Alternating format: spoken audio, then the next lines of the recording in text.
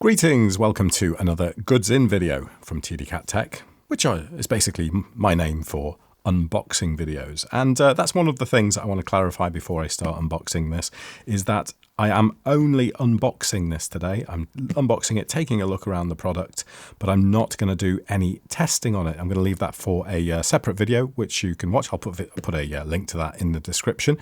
But yeah, so today, just unboxing, have a look what you get, have a look around the product, close-up look around the product, bit of a description as to what this thing's about. And that's it on this particular video, okay? So you know up front. Second thing is that, as always, I do put affiliate links in the video description and the top of the comments. They are Amazon affiliate links, but to be perfectly honest, this product was coming up as way overpriced on Amazon. I'm not absolutely sure why. I bought it from Scan Computers in the UK for a price of £226. So that was considerably less, because I think on Amazon it was coming in at something like £400. But I'll put those affiliate links in the description anyway. And if you do want to support the channel, please use those.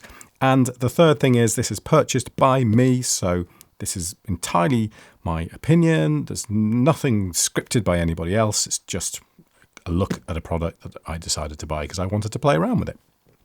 So that said, let's get started. We are looking today at the OWC Thunderbolt Dock. OWC, rather amusingly, stands for Otherworld Computing or Computers or something. So this is a Thunderbolt 4 dock. So what's the main thing? What's the main difference with Thunderbolt 4? Well, to be honest, it's more of a kind of refinement, I guess, on Thunderbolt 3.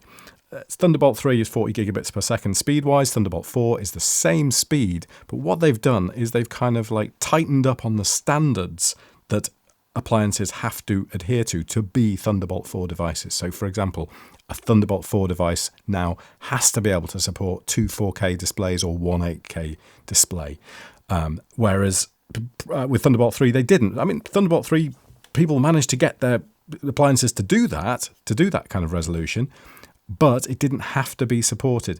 Data rates have doubled that have to be supported. So on PCIe, it has to be 32 gigabits now, whereas previously it was 16 on Thunderbolt 3.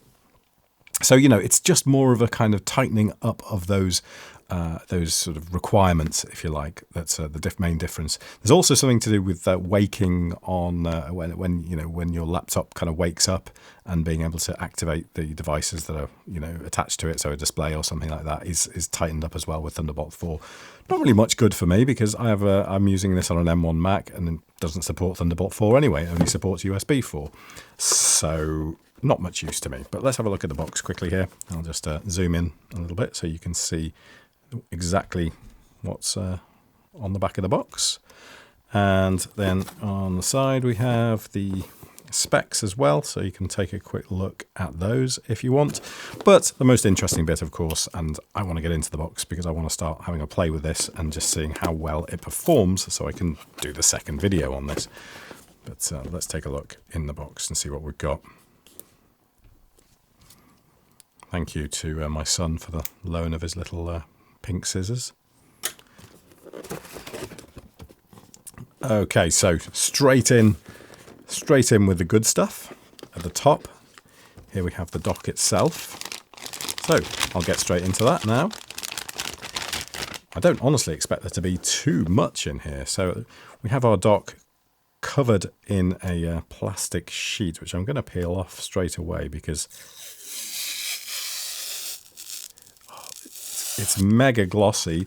Not a fan of that, really. I don't really like stuff that's too glossy like that. Sorry, that's probably really annoying, me moving that around. Aluminium all around the outer casing here. More plastic on the bottom. Again, I'll peel off this little bit here. I think this is plastic. Yeah, this is all plastic. So all this is aluminium around here, but these two, the bottom and the top here, is plastic. And I believe, if I remember correctly, this top bit lights up as well. Am I actually peeling off the sticker here? Oh dear. No, I'm not. Okay. There we go. Oh, see, look at that. Look how mucky that is already. This is why I don't like. This is That's why I don't like this type of stuff. All right, so I'll just put that to one side for a second, and we'll have a look in the box and see what else we get with this. Thunderbolt dock, yes, and it does come with a cable. And I'll check out the length of that, because I have noticed on these docks, a lot of Thunderbolt cables in general seem to be really, really short. This is, ooh, I know you can't tell from here, but that is probably just slightly above your average length for a Thunderbolt cable, but you can see here that it does state on here that it's Thunderbolt 4 compatible. And then we get a power pack with it, which is actually a reasonable size. I thought this thing would be an absolute whopper because, well, if you think about it, the reason these power packs are always pretty big is because a dock like this is supplying not only charging power back to your laptop up to 90 watts on this particular dock, but it's also got to power all the other devices that are connected to the dock, and it's got to power the dock itself, so the circuitry within the dock. So these things have to be pretty monstrous. In fact, the one I got with my Anchor dock was much, much bigger than this. But let's just take a look at the spec on this one, because I would have thought that the spec would still have to be good, even if the power pack itself isn't that hefty. Here we go. So the output is 20 volts, 6.75 amps at 135 watts. So not that much, actually. It's much, much more compact than I thought, which is good. I mean, yeah, it's always a bit of a pain, actually, the fact that they come with bricks that are, you know, usually bigger than the docks themselves, but not in this particular case. Look, this is a, yeah, it's fairly small, that one. And a UK mains cable, in my case. There you go. And that's it. That's all you get. So let's take a look around the dock and see what we have. Right, so this is the front, and the first bone of contention that I think a lot of people have with this is that it has the cable that connects to your computer coming out of the front. A lot of people say, well, why not put that on the back? You know, you don't want that hanging out at the front all the time. It's going to get in the way.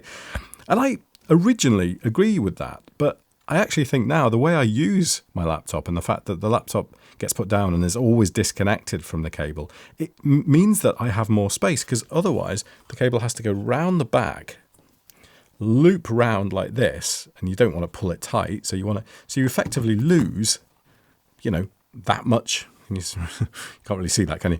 You lose that much cable, so about 20 centimeters or so, you know, so a good kind of like, you know, 8 inches or so of cable you lose because of the fact that you're having to put that cable around the back. You're always going to have the laptop in the same place. So I don't mind having it at the front. I think that's reasonable. So that will provide up to 90 watts of power. And for those of you, again, I said this on my other video, on my other dock videos, for those of you who are kind of thinking, well, my laptop needs 100 watts. It doesn't matter. This is a figure, so this dock will provide 90 watts. Your laptop will very, very rarely be using 90 watts unless it's kind of charging your battery from a really low state. And for example, you know, you're rendering something which has the CPU absolutely maxed out and all GPU cores and everything else like that absolutely maxed out. That's the only time that you'll probably be using that maximum amount of power, in which point it will get some from the battery as well. So don't worry too much about that. This is a perfectly reasonable amount of power to be delivered over this cable, and I can't see any occasion really when you'd have any difficulty with that unless you constantly use your laptop on a completely flat battery. Still got a sound port in here as well, so mic and headphone, which to me is completely unnecessary. Don't really see the need for this, having another sound device. I've got a sound device on my laptop. I've got other sound devices connected to it. To me, it's just unnecessary, but it's there. And then we got a USB 2 port, and I think this does 1.5 amps out, so this can be used for charging devices, but that's probably a good thing because it's only a USB 2 port, so you're not going to use this for any particular sort of speedy work. SD card slot, unfortunately no micro SD card slot. If I do use this, I will miss that. And then we have this, I think, controls the brightness. You can put a little pin in there and control the brightness of this OWC logo on top or turn it off completely. Around the side we have a Kensington lock, and then on the back we have the other benefit, of course, of Thunderbolt 4 is the fact that you can have multiple Thunderbolts coming out of one input. So you plug your computer into here, and then you have 3 Thunderbolt ports coming out of here.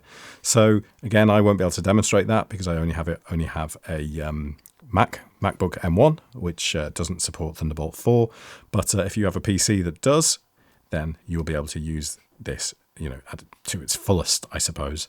But one thing I do have to say is that on a PC, if this dock can't be used if it doesn't support Thunderbolt 4, whereas on a Mac, as far as I know, this will be fine, even though it only supports Thunderbolt 3. Don't know why, but that's the way it is. And there's the DC input, gigabit LAN, of course, no 10 gigabit, and USB 3.2, 10 gigabits. Yeah, they're all 3 of these are USB 3.2, 10 gigabits. So a good range of connectivity there. I am testing this because of 2 little niggles I have with my Anker dock. One is that my sound card, so my RME sound card, has trouble with its connection to standard USB. I'm going to connect it to one of these and see if it makes a difference. I mean, I would have thought it would just default to kind of USB anyway over these ports, so it probably won't make any difference at all.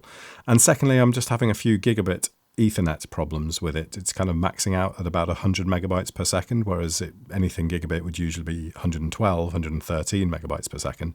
So I'm going to just see if this port resolves that, just so I can go back to Anker with a little bit more information. But realistically, I imagine that this uses a Genesis or VIA USB chipset, and equally a Realtek chipset for the LAN, probably going via a USB VIA chipset. So in reality, this stuff's all the same inside, it's just a variation on a theme in many cases. But I'll give it a go and see how it performs. But for now, there you go. There's a quick look and an unboxing of the OWC 11-port Thunderbolt 4 dock. As I mentioned, affiliate links in the description. If you've got any questions on the product, do let me know and I will try and answer them. If I know the answer to the question, I'll answer it within about 24 hours. But thanks very much for watching, and I will see you with a test of this, some speed tests of this, and just giving you an update on how it's performing for me in a couple of weeks. Thanks for watching. Bye-bye.